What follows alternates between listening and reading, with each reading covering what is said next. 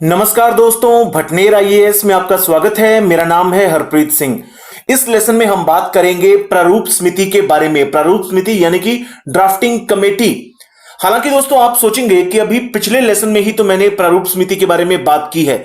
तो दोस्तों जी हां, उस लेसन में मैंने प्रारूप समिति के बारे में बात की है, मुकम्मल बात की है। लेकिन दरअसल वो लेसन थोड़ा लंबा है और उस लेसन के अंदर मैंने बाकी की सभी समितियों के बारे में भी बात की है जो संविधान सभा ने निर्मित की थी। ठीक है, तो उस लेसन में शुरुआत के 17-18 मिनट बाकी की समितियों की बात है, आखिरी के 12-13 मिनट प्रारूप समिति की बात है। ठीक है, तो बहुत सारे लोग होते हैं इतना लंबा लेसन देख नहीं पाते, तो यहां पर हम शुरुआत से ही मुकम्मल तरीके से प्रारूप समिति की बात करेंगे और प्रारूप समिति के जो मेंबर्स हैं उनके नाम को याद रखने की ट्रिक के ऊपर भी बात करेंगे।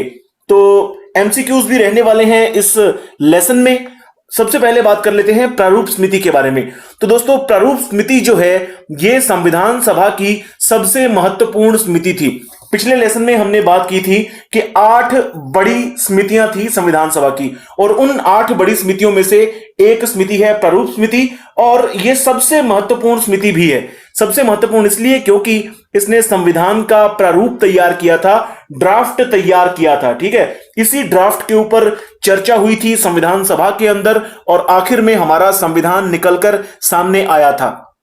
तो प्रारूप समिति जो है इसका गठन किया गया था 29 अगस्त 1947 को। यानी कि आप देख सकते हैं कि इस समिति का गठन आजादी के बाद हुआ था। ठीक है, तो अगर कोई ऐसा सवाल आपके सामने आ जाए कि प्रारूप समिति का गठन कब हुआ था, तो आपको इतना जरूर याद रखना है कि प्रारूप समिति का गठन आजादी के बाद हुआ था। ठीक है, आजादी के पहले नहीं हुआ था, जबकि संविधान सभा तो आजादी से काफी पहले बन गई थी। ठीक है, तो अब देखते हैं दोस्तों, प्रारूप समिति में 7 मेंबर्स थे। ठीक है, और उन 7 मेंबर्स में से पहला नाम डॉक्टर बी.आर. अंबेडकर का है, जो कि संविधान समिति के अध्यक्ष थे। ठीक है, और बाकी के जो 7 नाम हैं वो आपके सामने लिखे हुए हैं। N Gopalaswami Ayyangar, Alladi Krishnaswami Iyer, doctor KM. Munshi, Syed Mohammad Sadullah, N Madhavrao और टीटी कृष्णामाचारी। अब दोस्तों बात यह है कि आपको ये 7 नाम याद रखने जरूरी होते हैं। ठीक है, किसी भी तरह से घुमाकर प्रश्न आ जाता है, आपके सामने 4 नाम लिखे हुए होते हैं और पूछ लिया जाता है कि इनमें से कौन सा व्यक्ति संविधान सभा की प्रारूप समिति का मेंबर था। तो आपको 7 नाम आपके जहन में होने चाहिए। तो ये 7 नाम आपके जहन में कैसे रहेंगे, इसका कोई फॉर्मूला क्या हो सकता है, तो उसके ऊपर बात करते हैं दोस्तों। अब देखिए दोस्तों, आपके सामने सिंपल है और आपको नजर भी आ रहा है, ये मैंने लिखा है अर। तो इसको देखकर आप हैरान ना होए।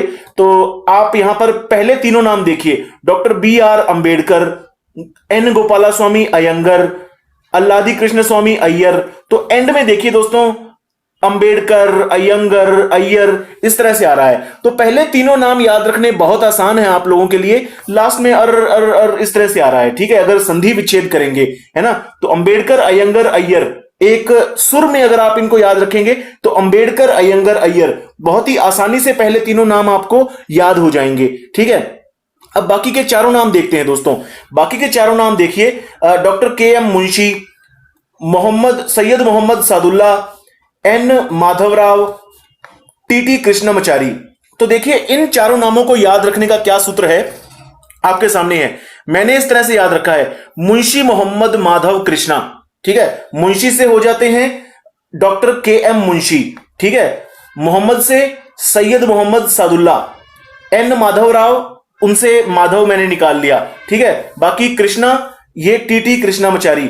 तो देखिए दोस्तों, ये भी आपको एक सुर में याद रखना है, मुंशी मोहम्मद माधव कृष्णा। मेरे ख्याल से ज्यादा मुश्किल नहीं है, क्योंकि यहां पर एम वर्ड या म वर्ड बार बार आ रहा है। ठीक है, एम एम एम।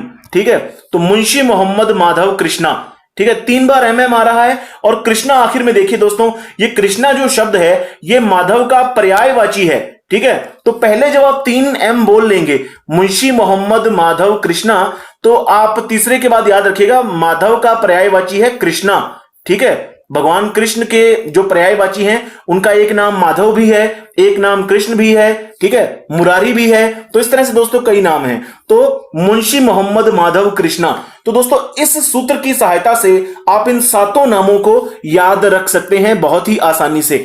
अब इसमें एक और खास बात है दोस्तों, 7 मेंबर तो थे हमारी संविधान सभा के अंदर, ठीक है, लेकिन जो ये एन माधवराव थे ये थोड़ा सा बाद में आए थे, और टीटी कृष्णामाचारी ये भी थोड़ा सा बाद में आए थे, ठीक है। जो पहले थे, इनके पहले जो मेंबर थे वो एक तो थे बीएल मित्र और एक थे डीपी खेतान, ठीक है। ये दोनों ही संविधान सभा की प्रारूप समिति में नहीं रहे, तब ये दोनों आए थे, एन माधवराव और टीटी कृष्णामाचारी। तो हमें इन दोनों के नाम भी याद रखने हैं, ठीक है। तो कैसे याद रखेंगे दोस्तों, ये याद रखेंगे, मित्र का स्थान ले लिया माधव ने, ठीक है, क्योंकि बीएल मित्र की जगह ली थी। बीएल मित्र की तबीयत खराब हो गई थी, स्वास्थ्य कारणों से इन्होंने त्यागपत्र दे दिया था, तो मित्र की जगह ले ली थी माधव ने, ठीक है, मित्र की जगह ले ली माधव ने। और डीपी खेतान में देखिए, डीपी के शुरुआती 2 वर्ड देखिए, डीपी, डीपी के स्थान पर आ गए टीटी, ठीक है, टीटी कृष्णामाचारी, डीपी के स्थान पर आ गए टीटी। हालांकि दोस्तों मैं ये ट्रिक वगैरह में, इस तरह के फॉर्मूलाज में ज्यादा यकीन नहीं रखता, इसलिए मैं बहुत ही, आपने रेयर देखा होगा कि मैंने कहीं पर ट्रिक की बात की है, लेकिन दोस्तों कहीं ना कहीं जाकर हमें ट्रिक का इस्तेमाल करना पड़ता है, ठीक है। तो यहां पर क्योंकि 7 मेंबर्स के नाम याद रखना हमारे लिए थोड़ा जरूरी हो जाता है प्रारूप समिति में, तो मैंने कुछ इस तरह से इनके नाम याद रखे। उम्मीद करता हूं आपको इस तरीके से नाम आसानी से याद रह जाएंगे। तो ये जो प्रारूप समिति है ये बहुत ही इंपॉर्टेंट थी, ठीक है। लेकिन दोस्तों इस प्रारूप समिति ने जो प्रारूप तैयार किया था उससे पहले भी एक प्रारूप बनाया गया था, ठीक है। हालांकि पहला जो प्रारूप हमारी संविधान सभा का, वो प्रारूप समिति ने ही तैयार किया था, लेकिन उससे पहले कौन सा प्रारूप बना था वो दोस्तों यहां पर चर्चा करते हैं। ये देखिए, इस लेसन में आगे बढ़ने से पहले इंडियन पॉलिटी कोर्स के बारे में एक महत्वपूर्ण जानकारी दोस्तों। दरअसल इस कोर्स को हम लोग ऑलरेडी कंप्लीट कर चुके हैं हमारी एंड्रॉइड ऐप पर। हमारी एंड्रॉइड ऐप पर इंडियन पॉलिटी का कंप्लीट कोर्स ऑलरेडी मौजूद है, और इस कोर्स के तहत हमने 100 से ज्यादा वीडियोस बनाए हैं। साथ ही इन वीडियोस के पीडीएफ भी आप लोगों को मिल जाने वाले हैं। इसके अलावा दोस्तों आपको इंडियन पॉलिटी के 1 ईयर के करंट अफेयर्स भी मिलने वाले हैं हमारी ऐप के ऊपर। तो ये जो कोर्स है अपने आप में कंप्लीट हो जाता है आईएएस प्रीलिम्स एग्जाम के लिए इंडियन पॉलिटी का, ठीक है। तो अगर आप लोग इंडियन पॉलिटी को फटाफट कंप्लीट करना चाहते हैं, अभी तो आप यूट्यूब पर देख रहे हैं, लेकिन अगर आप चाहते हैं कि आप सभी लेसन्स, पूरा कंटेंट आपको एक साथ मिल जाए, तो आप हमारी एंड्रॉइड ऐप को डाउनलोड कीजिए, आपको हमारी ऐप पर यह कोर्स मिल जाएगा। ये हमारी एंड्रॉइड ऐप का डेस्कटॉप वर्जन है दोस्तों। अगर आप लोग चाहते हैं कि आप हमारे लेसन्स को लैपटॉप में देखें या फिर आप डेस्कटॉप में अपने पर्सनल कंप्यूटर में देखें, तो आप लोग bhatner.ias.com पर जा सकते हैं और इसके जरिए भी आप लोग हमारे कोर्सेज को एक्सेस कर सकते हैं। जिस तरह से ये इंडियन पॉलिटी का पूरा कोर्स आपको यहां नजर आ रहा है, सीसेट 2021 का कोर्स नजर आ रहा है, एनवायरनमेंट एंड इकोलॉजी का कोर्स नजर आ रहा है, तो तमाम कोर्सेज यहां पर मौजूद हैं। हमारे कोर्सेज की खासियत ये है कि ये सभी कोर्सेज पूरी तरह से अफोर्डेबल हैं और क्वालिटी के साथ कोई भी कॉम्प्रोमाइज नहीं किया गया है दोस्तों। इनकी कीमत ऐसी है कि एक किताब से भी कम पैसे देकर आप इन कोर्सेज को खरीद सकते हैं। पूरे 1 साल की आपको वैलिडिटी मिल जाती है। यहां पर आप इंडियन पॉलिटी कोर्स की एक झलक भी देख सकते हैं दोस्तों। आपके सामने है 104 वीडियोस अभी इसके अंदर मौजूद हैं और 2 या 3 वीडियोस ही आनी इस कोर्स में बाकी है, तो जल्दी ही अपलोड हो जाएंगी। और देखिए 75 पीडीएफ भी इसके तहत अपलोड किए जा चुके हैं, तो जो भी थोड़े बहुत पीडीएफ बचे हैं वो भी बहुत जल्दी, थोड़े दिनों के अंदर ही कंप्लीट कर दे जाएंगे। तो अपने आप में ये कोर्स मुकम्मल है दोस्तों। वीडियोस तो आप लोग पूरी मानिए। देखिए किस तरह से हमने कवर किया है। यहां पर ये देखिए चैप्टर, देखिए हिस्टोरिकल बैकग्राउंड का जो चैप्टर बना हुआ है, इस चैप्टर के अंदर आप जाएंगे तो आपको 2 वीडियोस मिलेंगी और 2 ही पीडीएफ फाइल्स मिलेंगी। इसी तरह से आप मेकिंग ऑफ द कॉन्स्टिट्यूशन में जाएंगे तो 6 वीडियोस मिलेंगी और 6 इनकी फाइल्स मिलेंगी। इसी तरह से देखिए फंडामेंटल राइट्स के आप चैप्टर में जाएंगे तो इसके अंदर 5 वीडियोस आपको मिलने वाली हैं और 6 इनकी पीडीएफ फाइल्स मिलने वाली हैं। तो इस तरह से तमाम चीजें बहुत ही व्यवस्थित तरीके से आपको हमारे इस कोर्स के तहत हमारी ऐप पर मिलने वाली हैं। तो ये दोस्तों हमारा कोर्स रहेगा इंडियन पॉलिटी का। उम्मीद करते हैं कि अगर आप लोग चाहते हैं फटाफट इस कोर्स को देखना मुकम्मल तरीके से पीडीएफ के साथ, तो आप हमारी ऐप डाउनलोड करेंगे और इस कोर्स को हासिल करेंगे। बहुत ही नॉमिनल प्राइस में आपको ये कोर्स वहां पर मिलने वाला है। 260 महज 260 रुपए देकर आपको ये कोर्स कंप्लीटली मिल जाने वाला है, जिसमें आपको तमाम वीडियोस और पीडीएफ्स मिल जाने वाले हैं। इस कोर्स की एक और खास बात देखिए दोस्तों, जैसा कि मैंने आपको बताया कि आईएएस प्रीलिम्स एग्जाम को ध्यान में रखते हुए इंडियन पॉलिटी का ये कोर्स आप लोगों के लिए बहुत फायदेमंद रहने वाला है। यहां पर देखिए, आईएएस प्रीलिम्स एग्जाम्स के जो भी प्रीवियस पेपर्स हुए हैं उनमें इंडियन पॉलिटी के जो भी क्वेश्चंस आए हैं ज्यादातर हमने कवर किए हैं। खास तौर पर पिछले 17 सालों के प्रीवियस 17 ईयर्स के जो भी एमसीक्यूज रहे हैं इंडियन पॉलिटी विषय के, वो हमने कवर किए हैं। 2004 से लेकर आईएएस प्रीलिम्स 2020 तक के सभी प्रीवियस ईयर्स एमसीक्यूज कवर किए गए हैं इंडियन पॉलिटी के। तो ये कोर्स आप लोगों के बहुत ज्यादा काम में आने वाला है, आपको बहुत ज्यादा फायदा पहुंचाने वाला है। तो फटाफट हमारी Android app Bhatner IAS download कीजिए और एक्सप्लोर कीजिए हमारे तमाम कोर्सेज को। भारतीय संविधान का प्रथम प्रारूप किसने तैयार किया था? तो दोस्तों, प्रथम प्रारूप तो प्रारूप समिति ने ही तैयार किया था, लेकिन अगर व्यक्तिगत तौर पे अगर आपके सामने पूछा जाए, ठीक है, क्योंकि यहां पर 4 नाम दिए गए हैं और ये एक एक व्यक्ति के नाम दिए गए हैं, तो यहां पर आपसे व्यक्तिगत तौर पर पूछा गया है। तो दोस्तों, व्यक्तिगत तौर पर अगर पूछा जाए तो डॉक्टर बी.आर. अंबेडकर ने नहीं किया था, ठीक है, क्योंकि ये तो प्रारूप समिति के अध्यक्ष थे, प्रारूप समिति ने किया था। अगर व्यक्तिगत तौर पर किसी ने सबसे पहले प्रारूप तैयार किया था तो वो किया था बी.एन. राव ने, ठीक है, सर बी.एन. राव थे। इन्होंने हमारे संविधान का पहला रफ ड्राफ्ट तैयार किया था। दोस्तों ध्यान रखिएगा, रफ ड्राफ्ट, ठीक है, जो रफ प्रारूप, मैं यहां पर लिख देता हूं, रफ ड्राफ्ट हमारा इन्होंने तैयार किया था sir BN. Rao. Sir BN. Rao क्या थे?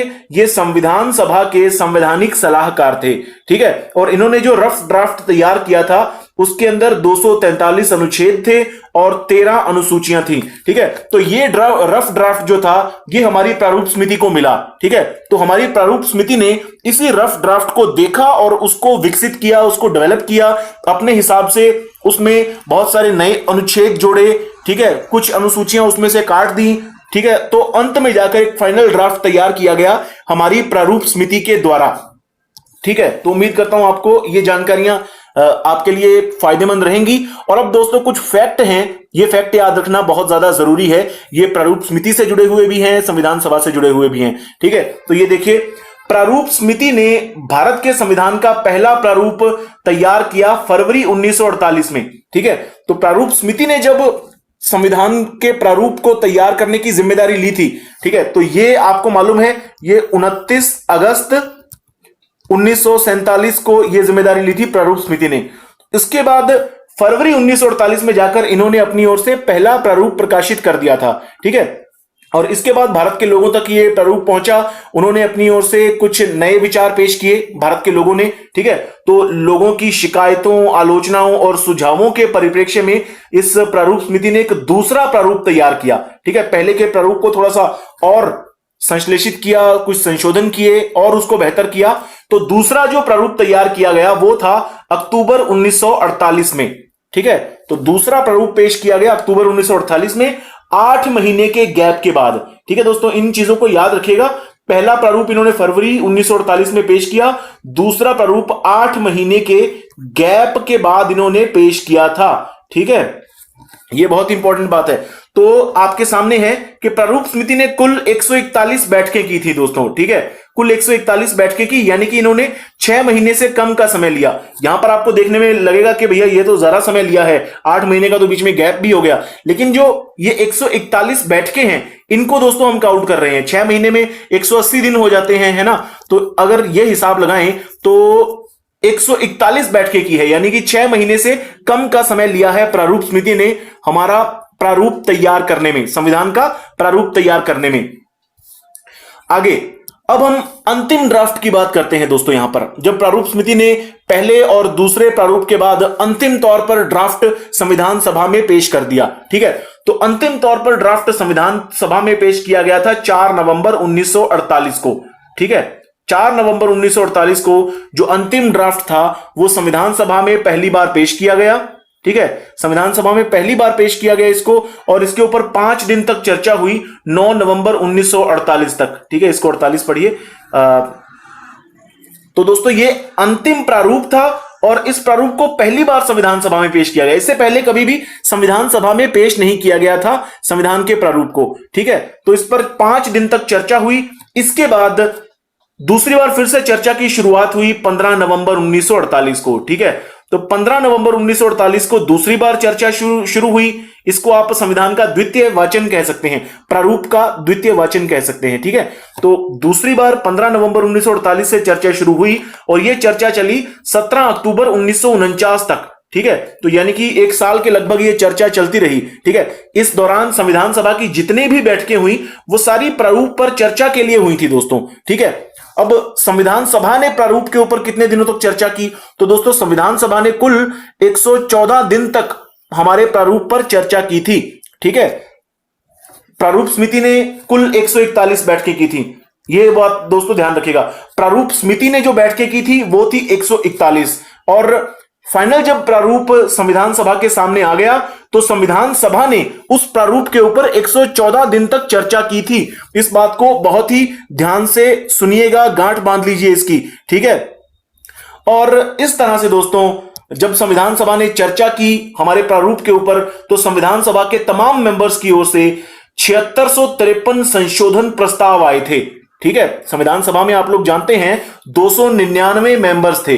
ठीक है, तो इन मेंबर्स की ओर से 7653 संशोधन प्रस्ताव आए थे और उनमें से 2473 प्रस्तावों पर चर्चा हो पाई थी। क्योंकि इतने सारे प्रस्तावों पर चर्चा हो पाना संभव भी नहीं था, तो अंत में 2473 प्रस्तावों के ऊपर चर्चा हुई और इसमें से छनकर हमारा संविधान निकला है दोस्तों। ठीक है, बहुत ज्यादा माथापच्ची मगजमारी हुई है हमारे संविधान के ऊपर और संविधान को तीसरी बार, हमारा जो प्रारूप तीसरी बार संविधान सभा में पढ़ा गया, यह कब पढ़ा गया?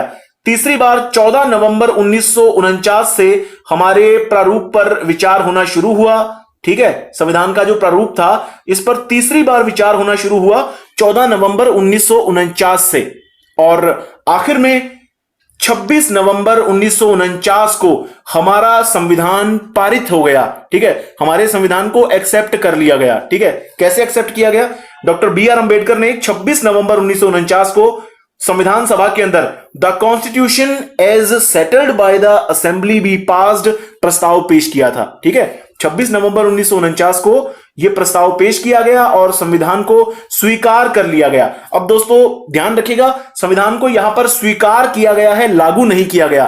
तो 26 नवंबर 1949 जो है यह संविधान को अंगीकृत करने का दिन है, संविधान को स्वीकार करने का दिन है। इसीलिए 26 नवंबर को संविधान दिवस भी मनाया जाता है। ठीक है, संविधान को लागू करने का जो दिन था वो था 26 जनवरी। ठीक है, 26 जनवरी 1950। तो संविधान को लागू किया गया था 26 जनवरी 1950 को और स्वीकार उससे पहले कर लिया गया था 26 नवंबर 1949 को। अब दोस्तों कुछ और फैक्ट्स हैं। 26 नवंबर 1949 को संविधान स्वीकार हो गया, अंगीकृत हो गया। ठीक है, और इसके बाद संविधान सभा की आखिरी बैठक हुई थी 24 जनवरी 1950 को।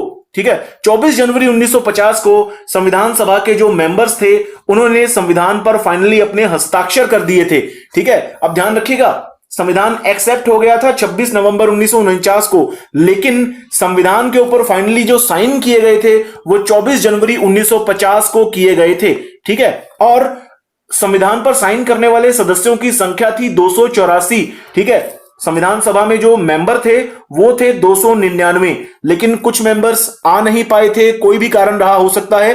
अंतिम तौर पर 284 मेंबर्स ने हमारे संविधान के ऊपर हस्ताक्षर किए थे। ठीक है, तो इस तरह से दोस्तों हमारा संविधान 26 नवंबर 1949 को अंगीकृत हुआ, 24 जनवरी 1950 को इस पर साइन हुए और 26 जनवरी 1950 को यह संविधान पूरे देश में लागू हो गया था। इसलिए 26 जनवरी 1950 यहां से गणतंत्र दिवस की शुरुआत होती है, भारत एक गणतंत्र बन गया था। तो दोस्तों इन सभी फैक्ट्स को आपने ध्यान में रखना है, कहीं पर उलझना नहीं है। मैंने बहुत ही साफ साफ शब्दों में, क्रिस्टल क्लियर लैंग्वेज में आपको एक एक बात बताई है।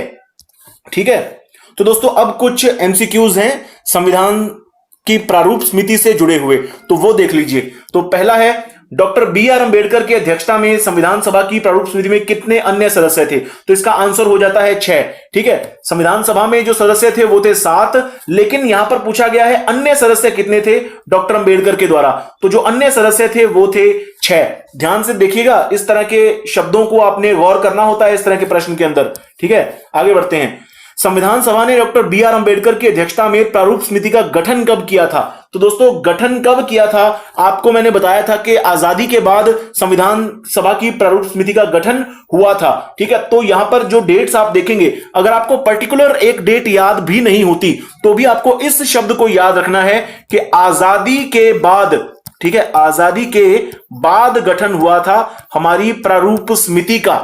ठीक है, तो आजादी के बाद की डेट यहां पर कौन सी है? तो आजादी के बाद की डेट यहां पर केवल एक है, 29 अगस्त 1947। तो ये हमारा आंसर हो जाता है। बाकी की सभी डेट्स आजादी से पहले की हैं। ठीक है, आगे बढ़ते हैं। निम्नलिखित में से कौन संविधान सभा की प्रारूप समिति के सदस्य थे? तो दोस्तों आपके सामने ये नाम दिए हुए हैं 4 और नीचे कूट का प्रयोग करते हुए सही उत्तर आपको चुनना है। ठीक है, तो ए देखिए 1 2 3 4, 1 2 4, दूसरा देखिए 1 और 4, तीसरा देखिए 1 और 3 और डी 1 3 4। तो दोस्तों इसका जो आंसर है काफी आसान है, क्योंकि जवाहरलाल नेहरू आप लोग जानते हैं नहीं थे प्रारूप समिति के मेंबर, सरदार पटेल भी नहीं थे, और जो फॉर्मूला हमने देखा था अय्यर अयंगर अंबेडकर वाला, है ना, तो दोस्तों उसमें से देखिए ये अल्लादी कृष्ण स्वामी अय्यर आपके सामने हैं। ठीक है, और एन गोपाला स्वामी इनके आगे अयंगर और है। ठीक है, अयंगर लिखने वाले ने लिखा नहीं, लेकिन आपको थोड़ा मन में ध्यान रखना पड़ेगा कि एन गोपाला स्वामी अयंगर थे। ठीक है, तो ये जो दोनों हैं ये मेंबर थे हमारी प्रारूप समिति के, यानी कि हमारा जो आंसर हो जाता है वो हो जाता है सी 1 और 3। ठीक है, तो हमारा यहां पर आंसर हो गया सी 1 और 3। एन गोपाला स्वामी अयंगर और अल्लादी कृष्ण स्वामी अय्यर, ये दोनों प्रारूप समिति के मेंबर थे। आगे देखिए, संविधान सभा की प्रारूप समिति का निम्न में से कौन सदस्य नहीं था? तो दोस्तों बहुत ही आसान है, जिस तरह से हमने देखा था मुंशी मोहम्मद माधव कृष्णा, तो मुंशी भी यहां पर मौजूद हैं, मोहम्मद भी यहां पर मौजूद हैं। ठीक है, और अय्यर, जो अय्यर भी आपको याद रहना चाहिए, है ना, तो मुंशी मोहम्मद अय्यर ये सभी लोग यहां पर मौजूद हैं, लेकिन जो जवाहरलाल नेहरू हैं ये संविधान सभा की प्रारूप समिति के मेंबर नहीं थे। तो दोस्तों उम्मीद करता हूं आपको ये तमाम चीजें पता चल गई होंगी, और इस लेसन के बाद टिप्स पर होंगे आपके नाम संविधान सभा की प्रारूप समिति के। ठीक है, तो जितने भी मेंबर्स थे वो आपको अभी याद रहेंगे। ठीक है, तो उम्मीद करता हूं दोस्तों ये लेसन आपको अच्छा लगा होगा, और आप लोग लाइक शेयर और सब्सक्राइब जरूर करेंगे। दोस्तों शेयर जरूर करें दोस्तों, क्योंकि आपका शेयर करना मेरे लिए बहुत ज्यादा महत्वपूर्ण है। आप इससे मेरा सहयोग करते हैं, मेरी हेल्प करते हैं। धन्यवाद दोस्तों।